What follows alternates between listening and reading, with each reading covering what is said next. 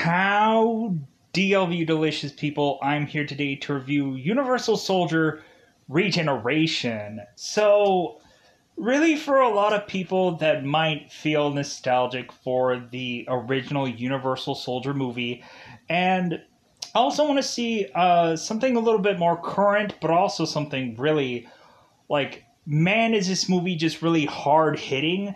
And yeah, there could be at times when this movie isn't 100% in English. Yes, this movie may not uh, focus completely on the original Universal Soldier movie and take its path exactly from that or be identical from it. But really within this film, I do like the way that this movie is to have a approach being done with it.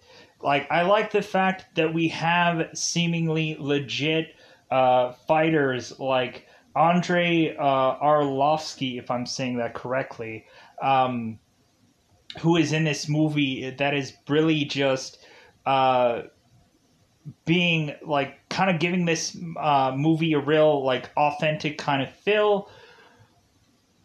We are also to have the original Universal Soldiers kind of reprise their roles, but they don't know anything from their past, or they don't get to that point of kind of remembering everything. And it's kind of just like a fresh start for any number of any of these characters. Even Luke Devereaux's character doesn't remember much about his past. He's just trying to figure out what is going on now.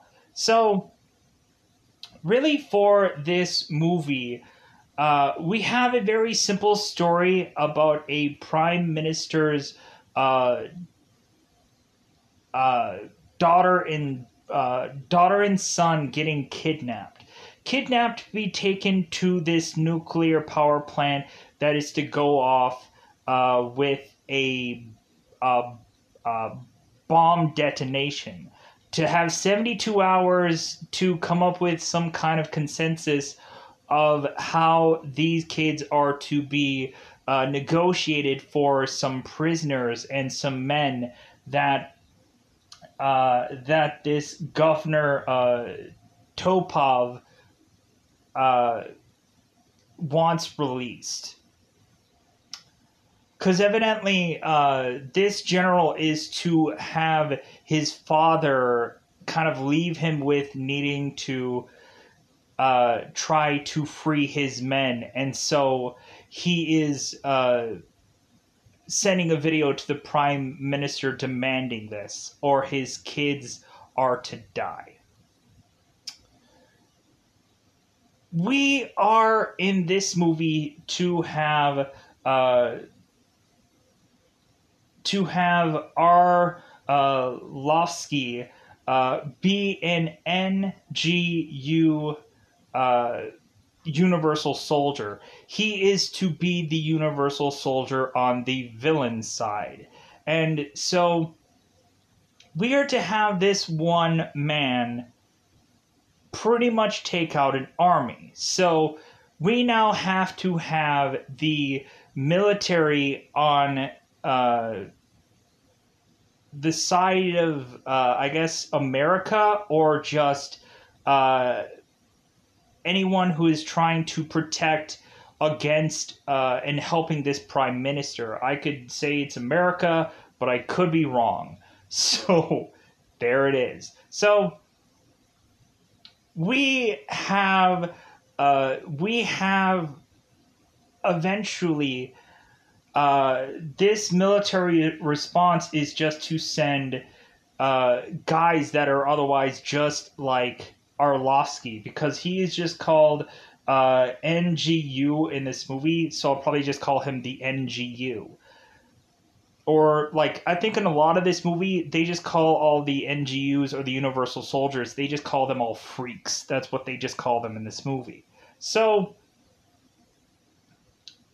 we have this response is to send similar things out that are just like the Universal Soldier. And so now we have to get the knowledge of Universal Soldier if people have never heard of this before, and kind of give us the building blocks of that, and but also kind of remember, like, still, like, this was called Universal Soldier, but they have gone through other different names, and eventually now they are just to like have this project get a rebirth and to put this out there because they forcibly have to, because there's another Universal Soldier out there that is on the enemy side. So really, that is all what this movie is about.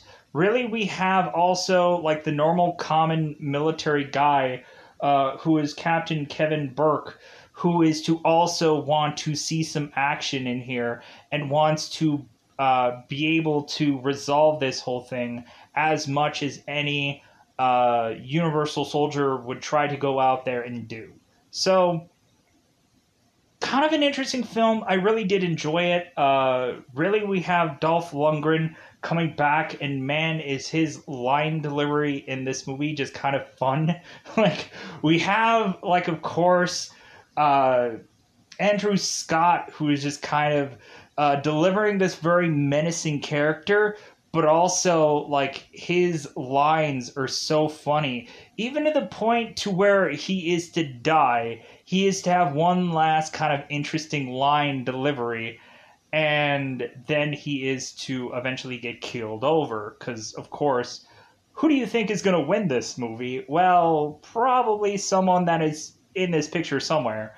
But so, going into this movie, I thought that this was hard hitting. I thought it was an interesting kind of difference of the fairly last Universal Soldier, The Return, kind of going back to like its roots instead of making this big, huge budget of a film. Like, really, we make the importance on the fighting, on the action, and that's, I think, the thing that wins me over the most. It's just the fact that this movie really kind of shows you the past of the Universal Soldiers and ties a lot of stuff in, even in the movies that weren't fairly significant.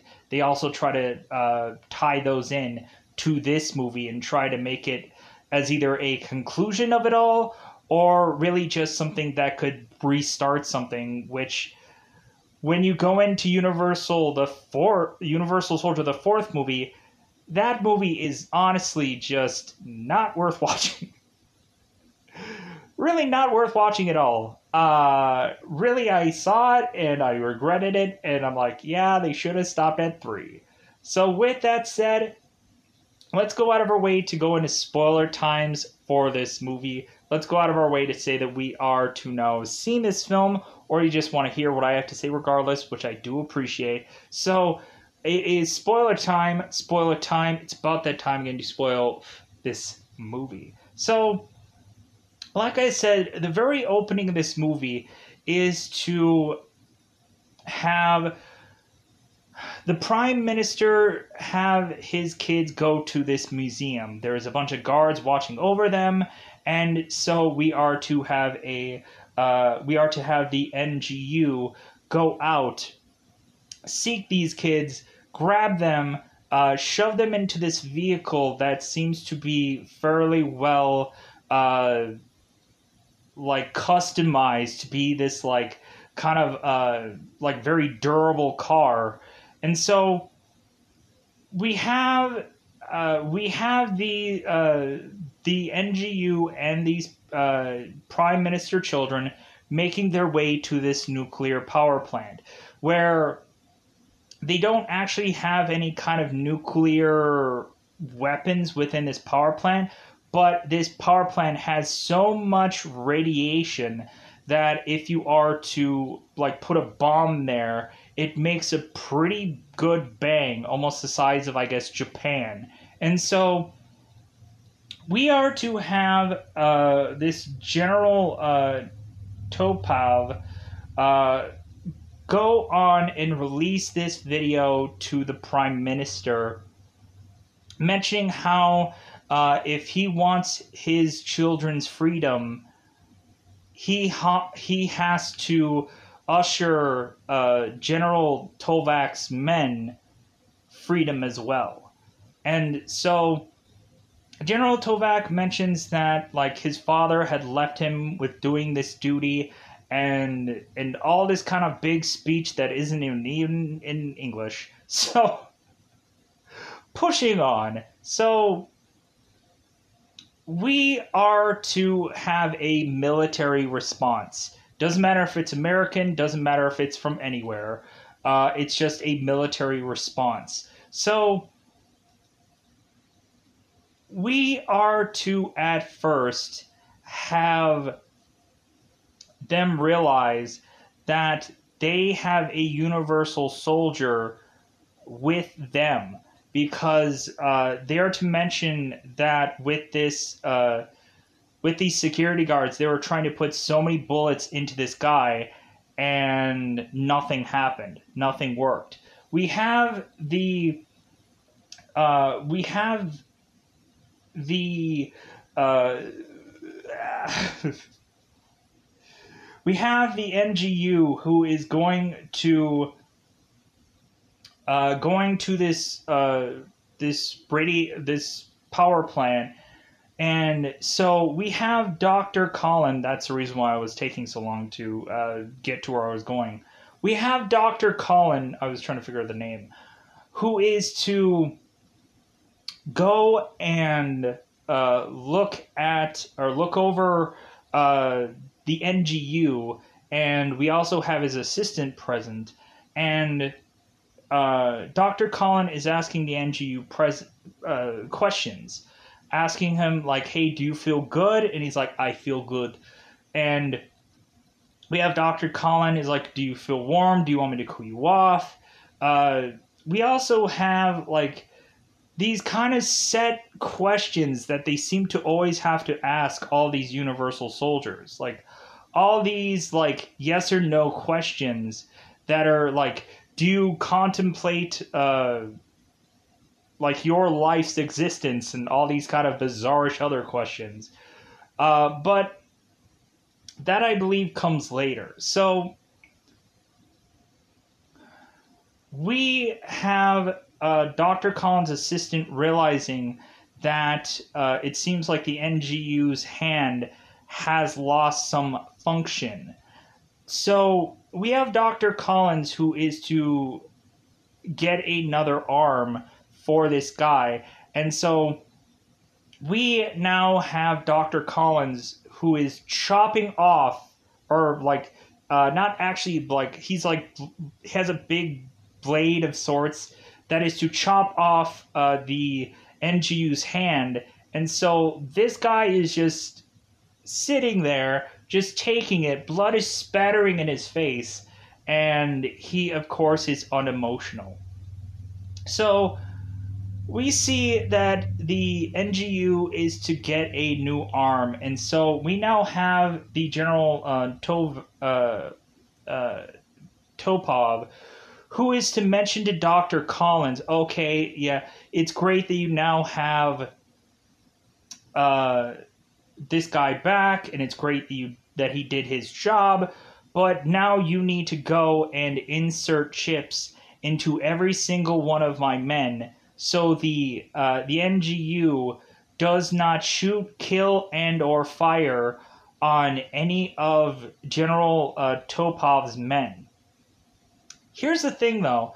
We have Dr. Collins who brings in another refrigerated man to keep cool, because really they're going to eventually need him for something, and eventually we'll get there somewhere in this movie. So we have Dr. Collins that is saying, okay, well, I guess General Topov cannot wait to get every single one of his man with a chip in his arm. So we have Collins who is popping through everybody, and his assistant kind of popping through everyone to get all their chips inserted into them. And so the clock is ticking. So we have a military response to just be like, well, if they have a universal soldier, then we need to go and we need to dust those off and get them out here to take this thing down.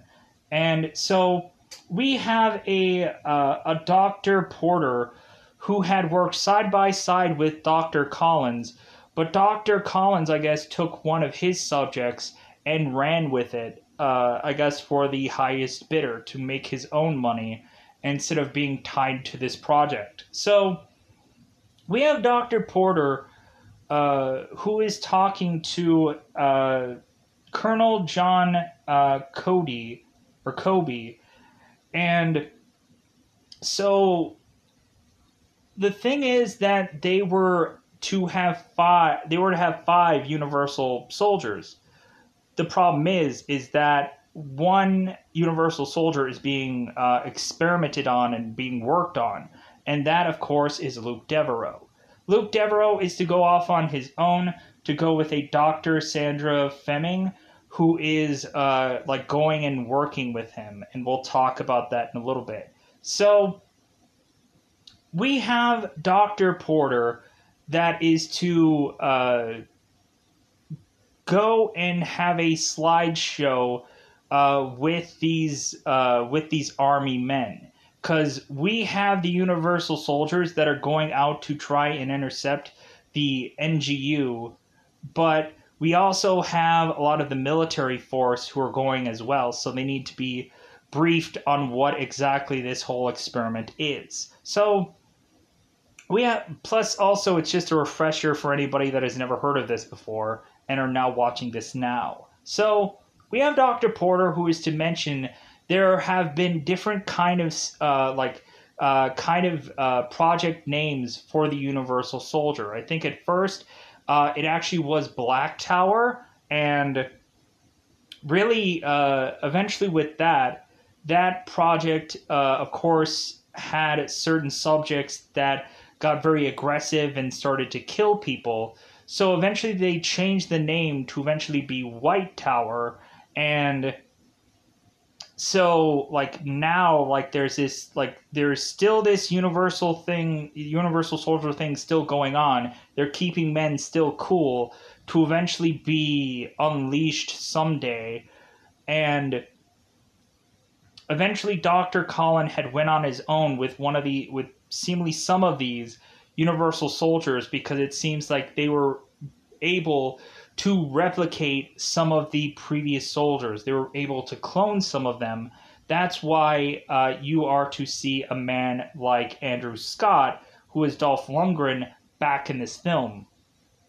So we are to see like them just being able to just clone anybody in the Brother who seems to have been a good asset to be a super soldier, Universal soldier guy thing.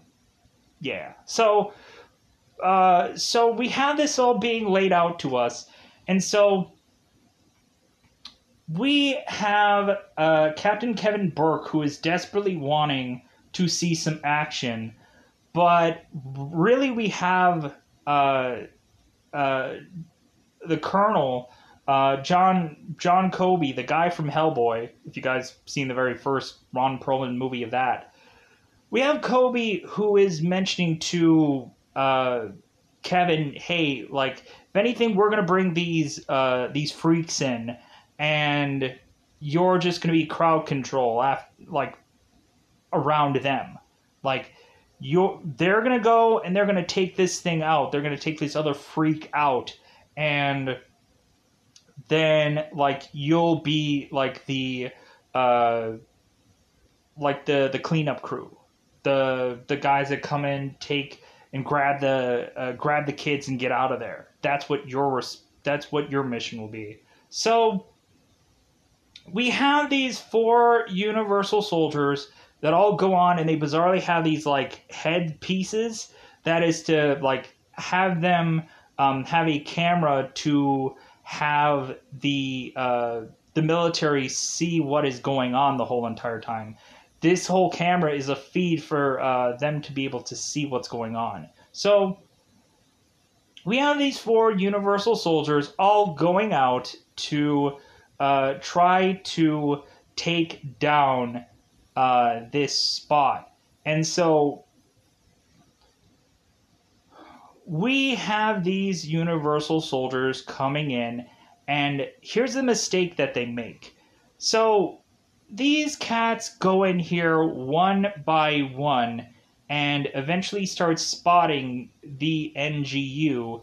And eventually, once this starts popping off, we have the military who is trying to tell these people what to do. But everybody's barking orders. Everything is like anarchy, to where we have Kobe, who is mentioning to everybody else, shut up and listen to me, because I'm going to tell you exactly what they're going to try to do.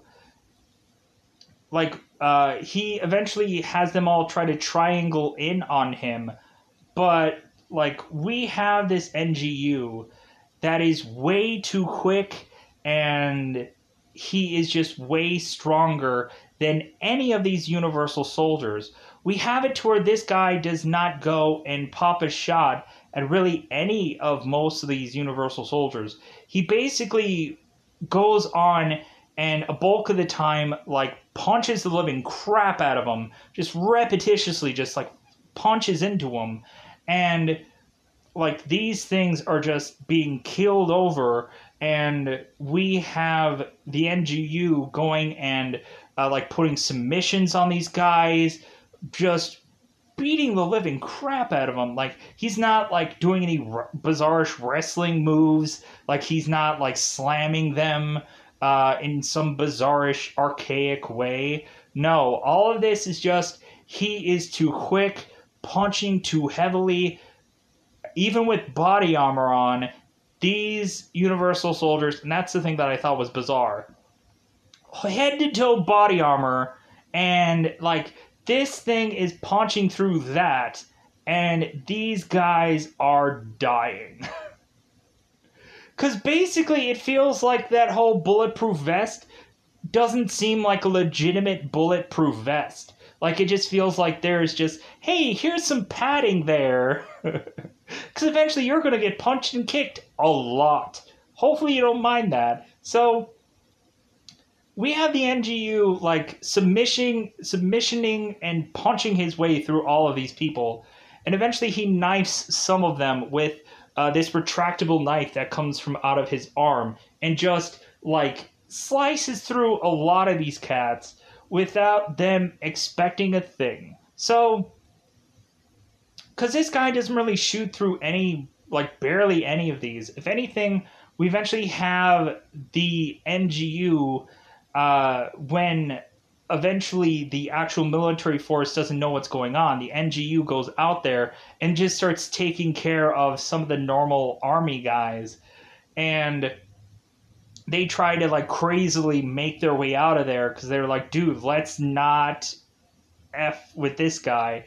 So they try to drive away, and then we have the general's men who gets in the way of the NGU finishing the military force off, and so he just walks off back to where he's supposed to go. So we have now, let's get into the Luke Devereaux stuff. So we are to have Luke Devereaux, who is out in the cabin of nowhere somewhere, and so we are to have him consistently doing these experiments with Dr. Sandra Fleming. She is to put up a Rorschach test, you know, those papers that have those bizarre ink plot paintings.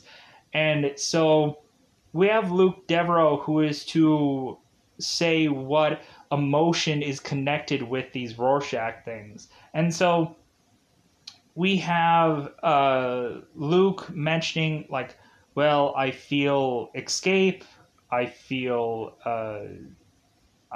this, I feel shame. And so Sandra stops him there and he's like, why do you feel shame? And Luke is like, I don't know. I don't have the answer for that. So we have Sandra, who eventually takes Luke out in public to eventually just eat food. And Luke is to ask Sandra, like, have we been here before? Like, have we ate here before? And Sandra's like, yes, a number of times, because Luke doesn't know. Like, his head is so full that it's hard for him to, like, really understand anything that's going on. Like, his life is all but a blur. And so we have Luke that is just going and waiting to have him get his food being ordered. And here's the interesting thing. Every single time that Luke is to go into a diner, somebody ends up getting beat up. Because we have Luke that is all of a sudden seeing a suspicious man start to walk around in this diner, and Luke does not like the way that this guy is looking. And so we all of a sudden have Luke just start to beat the living crap out of this guy in this diner. Just really punch him to death. And Sandra is desperately screaming at Luke to stop, and so Luke finally does. And so they go back to their cabin into seclusion to try to just like hope that nobody comes. And so we eventually have the military force who is now desperate and are now just going like, well, we are going to go and ambush Luke in his home and collect him and force him to be a Universal Soldier again, whether he wants to or not. We're going to drug the crap out of him. We're just going to try to make him like in the best shape that we can get him to be. And so we have Sandra going along with them. And so we have Sandra that is telling them exactly like, what you're doing is not going to work. Like, dude, I've spent 2 years trying to rein this guy back in, and you're just going to fill him up with drugs. Like, his body is going to just, like he's not going to work with all these drugs that you were just forcibly feeding into him.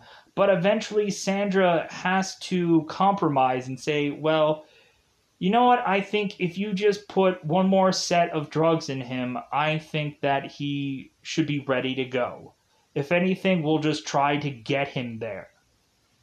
And so we have Luke that is getting his military gear together and getting his body armor, which who knows how good that is, strapped into his bate. And so while that is going on, we have Kevin Burke, who is trying to sneak into this radioactive plant to try and do some intel. We have Kobe telling Kevin, hey man, like, go in there, but do not mess with that freak. Do not mess with him.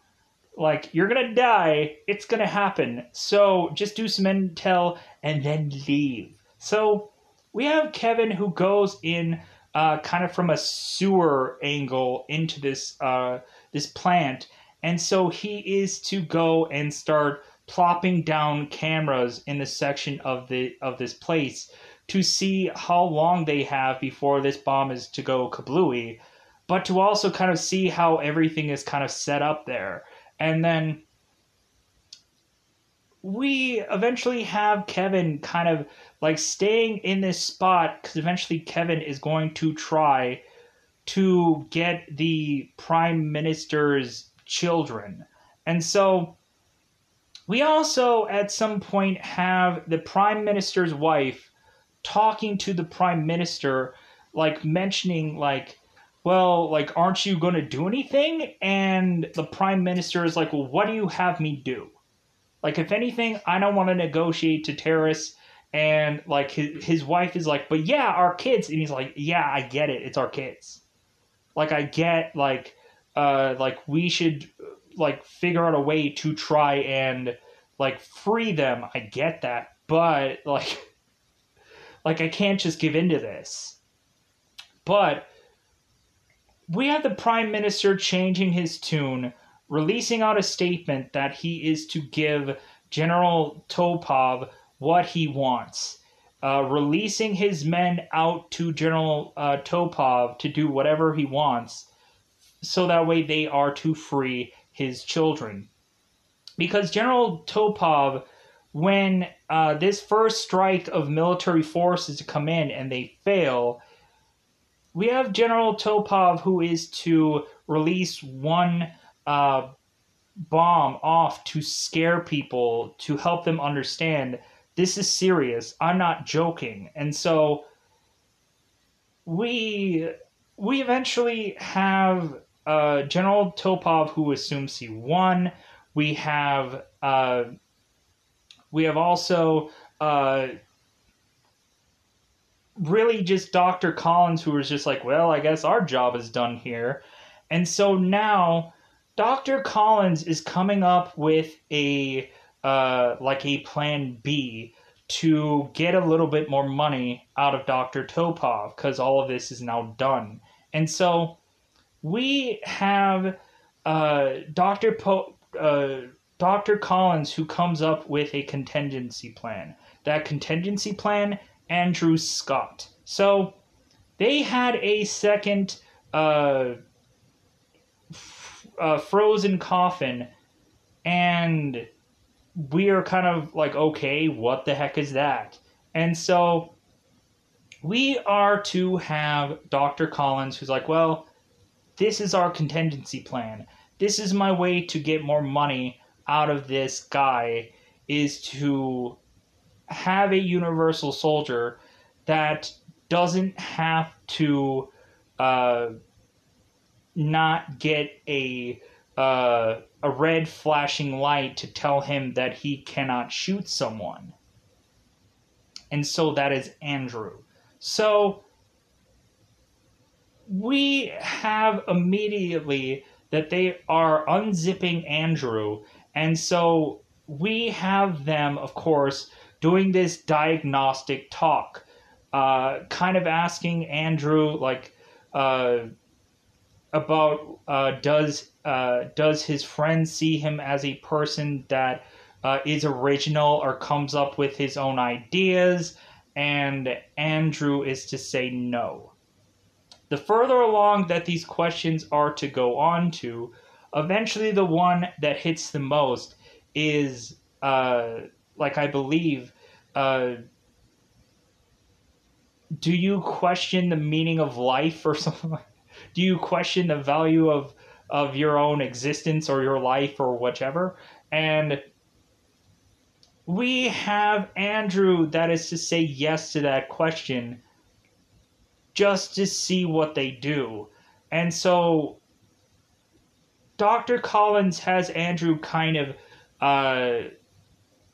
get like reset up to like, hey, like, I don't think you quite heard that question correctly. Like, do you value your own meaning of whatever the heck the question was? They said it multiple times, but good God. And eventually Dolph also says it, but I think I said it like correctly before, but now I probably just like, because a lot of stuff is going on with this movie. So we have Dolph Lundgren, Andrew Scott, who is to eventually just say no, just so that way they move on with their line of questioning. And so we push on to have Dr. Collins, who is to mention to General Topov, hey, yeah, like, we got a little snag on expenses for this whole project. And so General Topov is like, no, like, if anything, like, I paid you already. We're done with this whole thing. Go away. You're done. Your job is done. And Dr. Collins is like, yeah, you know what? Like, here's how, like, I have like a really expenditure, and I'm gonna show him to you. So we have Andrew Scott that comes into fray, and so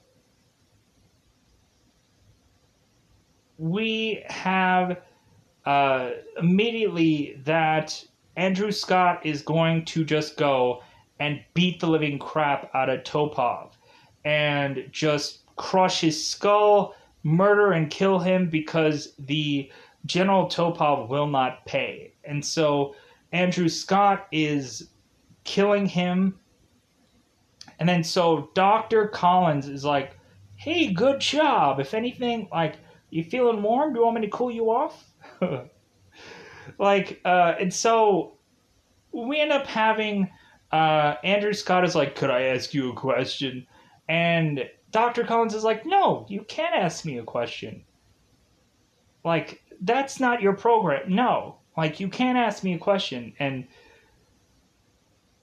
we have Andrew's like, do you value the meaning of life? Or whatever the heck that they have to say throughout this whole frickin' thing. And so we have Dr. Collins is like, you shouldn't be asking me questions. Like, how about you go and cool off and how about you just go? Like, go away.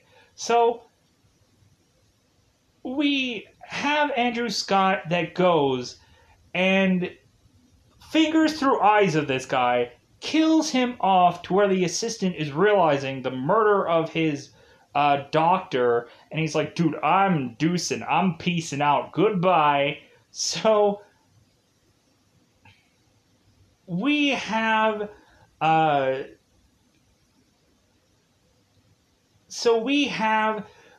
Luke Devereaux that is making his way to get to this power plant. So they are to give him all the drugs that he needs. Dr. Sandra Fleming is like at Luke's side, and Luke is like, don't stay here.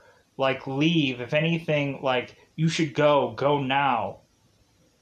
As Sandra is putting the drugs into him because Luke is saying, I'll put them in myself. And Sandra's like, no. So we have Luke, who is to get out of this doctor bed to all of a sudden just hug the crap out of this Dr. Sandra.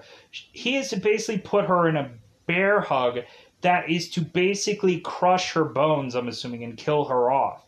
We have some soldier who is to go in and try and stop Luke, and Luke just easily tosses this guy away.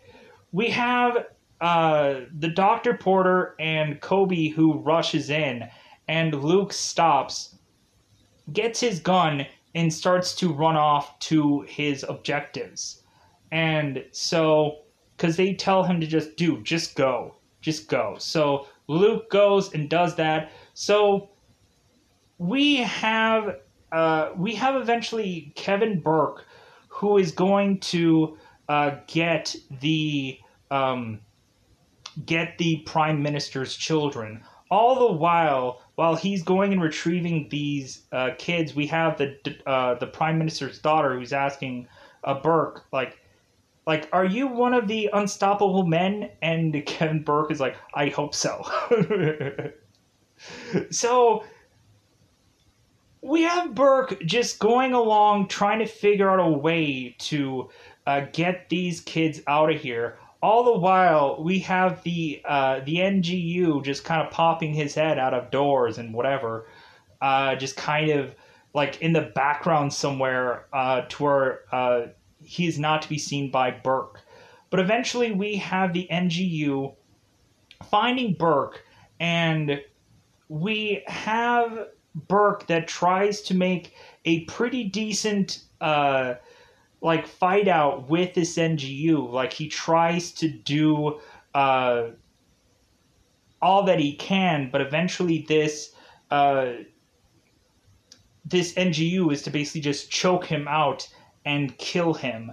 And we eventually have Burke fall to the ground.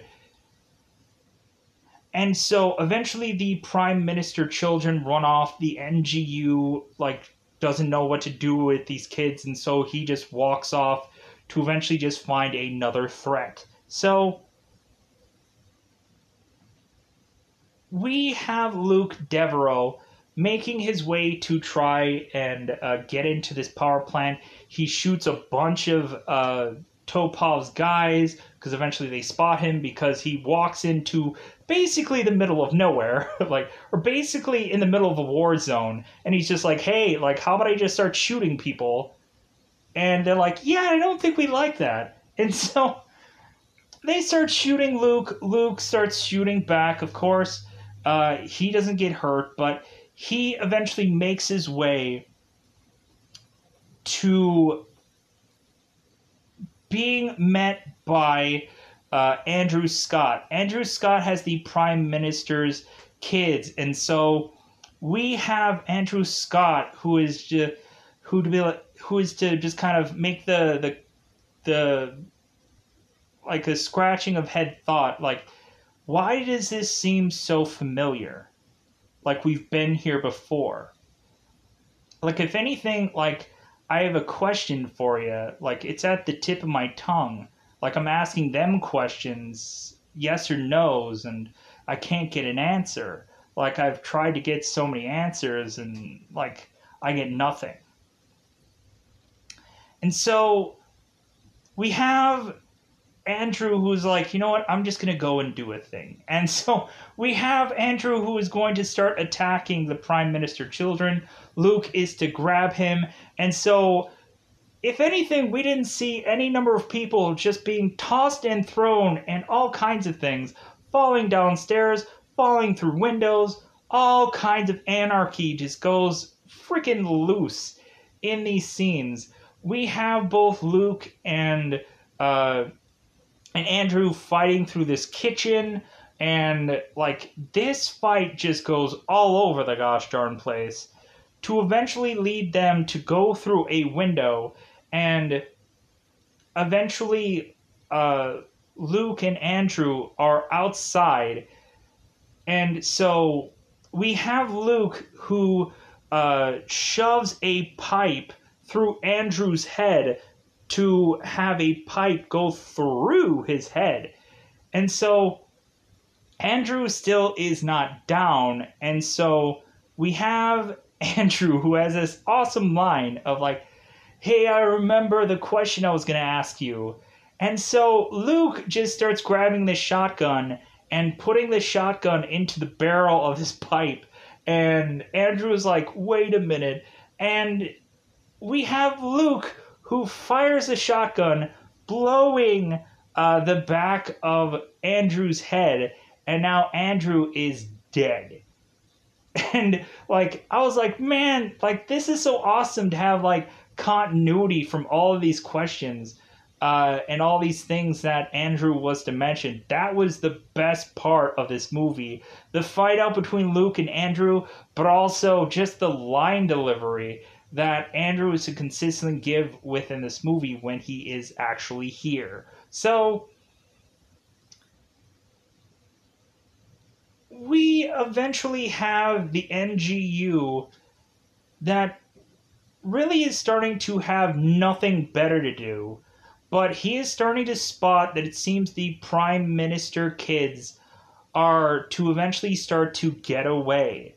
And so we have the NGU that is to, I guess, keep these kids here, keep them contained, I guess was his objective.